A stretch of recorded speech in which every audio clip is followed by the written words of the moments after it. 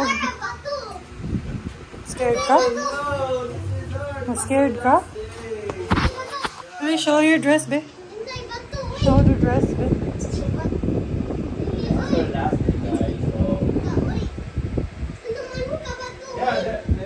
Ganda siya, oh. Ganda siya.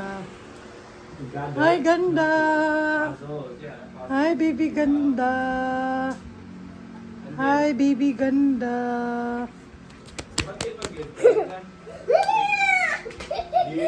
Morning. Kakatapos lang namin mag-breakfast. Yung ulam namin is tinolang isda. And then ngayon, gumagawa ko ng chia pudding. Nakita ko lang sa TikTok. So naglagay ako dyan ng chia seeds and milk. Tapos tamang-tama meron kaming mangga. So yung mangga yung ita-toppings ko. Babaunin ko siya sa work.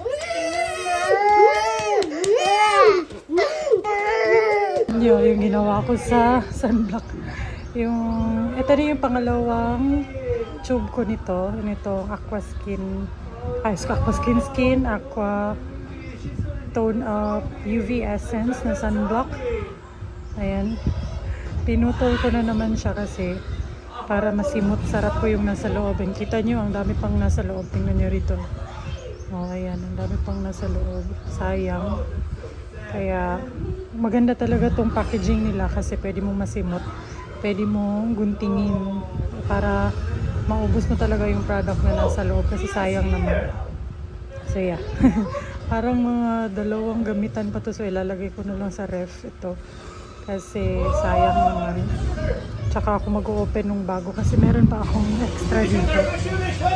Meron akong reserve na isa. And yung isang tube nito, naglalast sa akin ng 3 to 4 months. Kaya very sulit. Tagal ko pa yung mauubos. Ubus na rin tong vitamin C ko. Wala siyang label kasi ito yung pinapagawa kong vitamin C for Kel Skin. Kasi I've been loving vitamin C. Kung nanonood kayo ng vlogs, gumagamit na talaga ako ng vitamin C for ilang months na talaga. And yeah, paubos na talaga siya. So nagustuhan ko. And magta-try pa ako ng isang tester nito. Ubusin ko pa yung isang tester before ko fully ipa-approve talaga.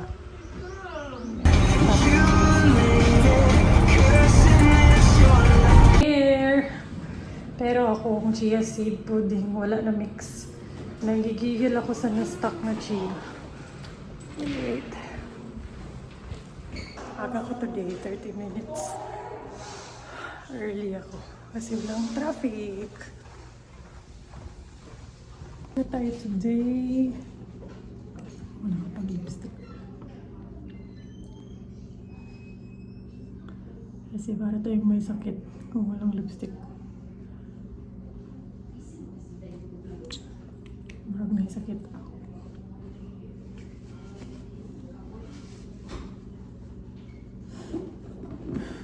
So, happy Tuesday. Wait lang.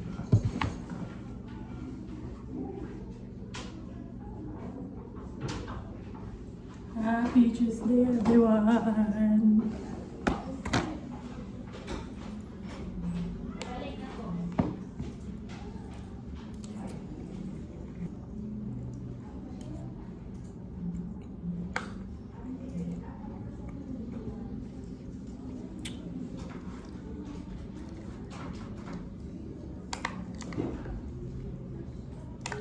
Ikaw ako nandan. Ikaw. Hi guys! Muit na sa Chinkitita. Gutom. Okay, wala ko. Ako lunch, katurang chia seed. Maong gutom. Let's go home to my bebes. And baka mag-pickleball na naman kami.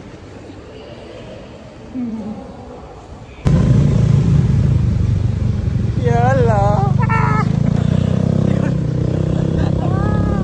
Good morning, everyone. Office girly tayo today.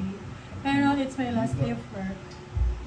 Kaya, so that way the volume level gets I'm happy. increased and the lower volume will come up and sobrang stop. init sa labas. Kaya nag-jacket ako. And sobrang lamig na din ang office namin kasi mayroon ng exhaust something na yung aircon sa kabilang rooms pumapasok na din sa office namin. Sobrang lamig na din. Kailangan na talagang mag-jacket.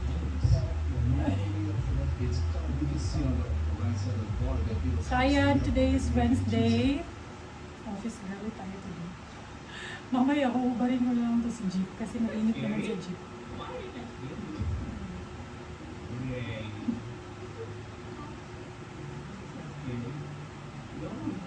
And bawal din kasi mag-sleeveless dun sa office. Kaya kailangan ko talaga ng cardigan. Tapos, ready ko na din yung baon ko. And nagustuhan ko talaga siya kahapon. Kala ko hindi ko siya magugustuhan. Kala ko nga maduduwal ako. Pero nagustuhan ko yung ginawa kong chia seed. Ayan, so ngayon medyo pinakreamy ko siya kasi kahapon parang mas marami yung, or daghan na kayo ang mas naparami yung milk ko. Kaya ngayon, or kagabi, nung ginawa ko to, kinontian ko na lang yung milk, or binawasan pala is the correct term. So, ayan, nagustuhan ko siya. And siguro malaking difference if matamis talaga yung fruits na gagamitin mo. Kasi nga wala akong nilagay na sweetener, kahit honey, walang stevia, wala lahat. Chia seed, gatas, fresh milk, and then mangoes lang. Yung mangoes lang talaga yung nakakapag-add ng sweetness sa kanya para magustuhan ko siya. So, ayan, very important na matamis yung gagamitin yung fruits. And, napa ba to mga nuts, me? Mas masarap siya kung merong mga nuts. Yung mga granola, ganun, mas masarap. Mas tatamis din siya and mas may texture yung chia seed nyo. Kasi ito, very plain lang, slimy lang, tapos slimy sa ng mango. So, somewhat dyan siya kakawan. So, mas better siguro kung lalagyan nyo ng nuts, kung mahilig kayo sa nuts, or granola, even better kayo. Kasi yung granola is matamis. Kung hindi kayo naglalagay ng pampatamis. And I don't think magugustuhan ko din yung lasa ng honey, kaya hindi ako naglalagay ng honey. So, ayan. Yan yung baon ko, pampagems. Kasi fiber. Tomorrow, try ko naman lagyan ng oats. Overnight oats. Anong oras na? 12 na. So, kailangan ko na umalis. Papahatid lang ako kay Malab sa may jeepney terminal. Let's go!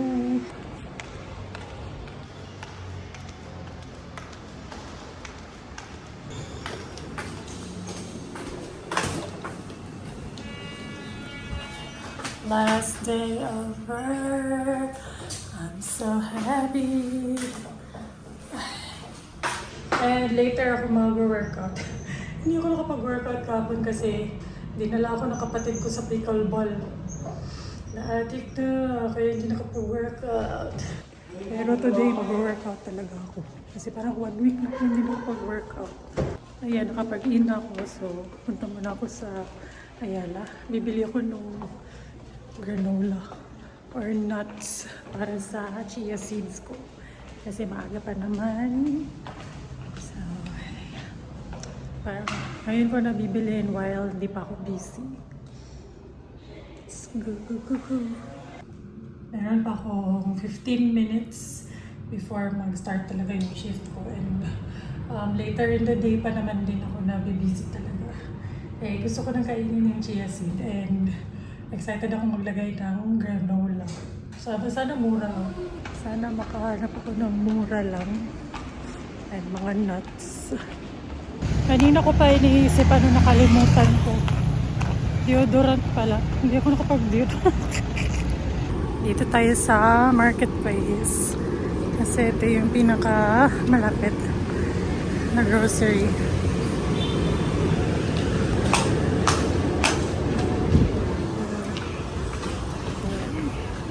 Actually, first time ko dito sa marketplace sa May Ayala. Kaya iikutin ko lahat. Pang 10k steps na din.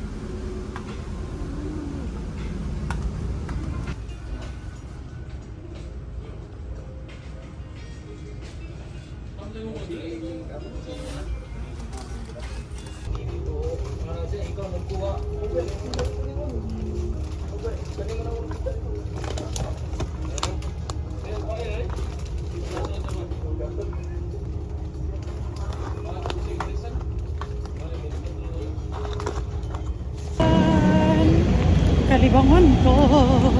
Nagmamadali ako kasi kalibangan ko.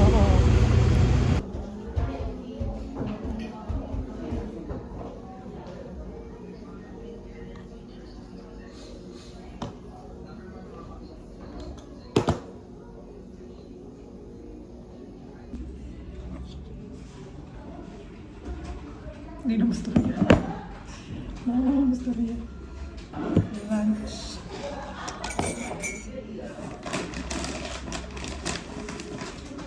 Ito na yung nabili kong granola. Try na to.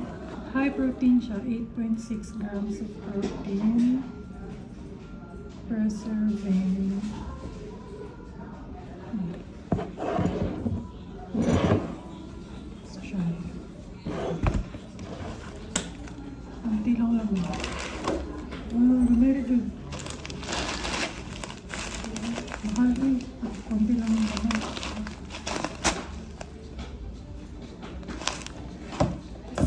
Try lang.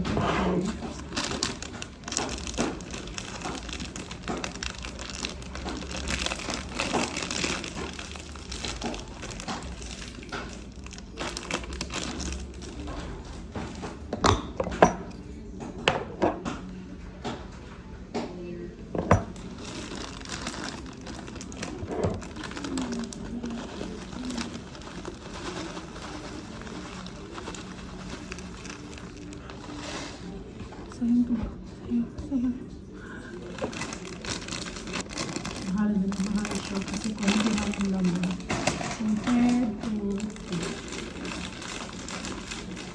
ay botok kasi mayroon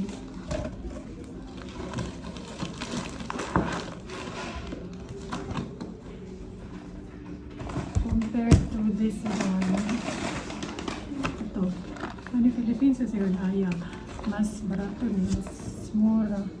Ito is from ayan, Australia kasi ito. Ito Philippines lang. Mas mura kasi 700 grams. Pero mas ubos yung protein. 5.5. Then kani kay pila rin ka grams? 450 grams ra. And then same price lang sila. Better kami na anong isak na sa bulsa. So, ganyan siya. Wait.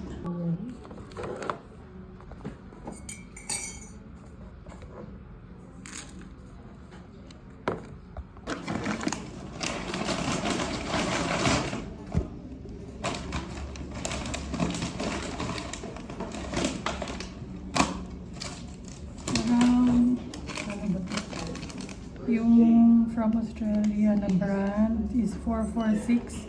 Yung from Philippines na brand 495. Ano lang difference?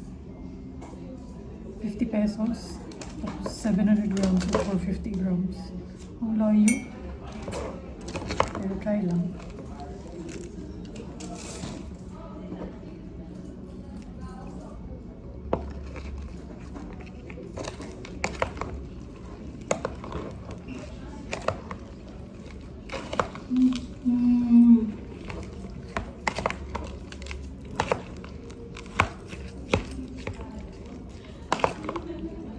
Magkuwang inigmyak ko ito.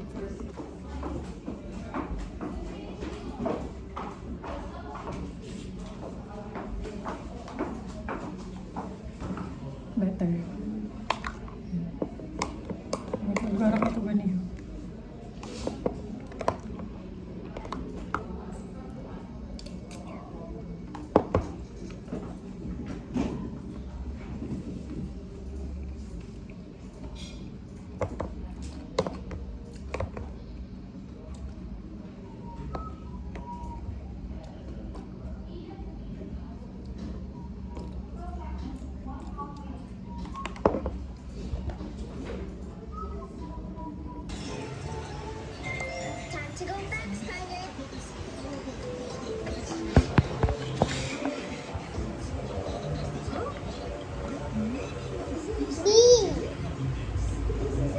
Very good. What's the sound of B?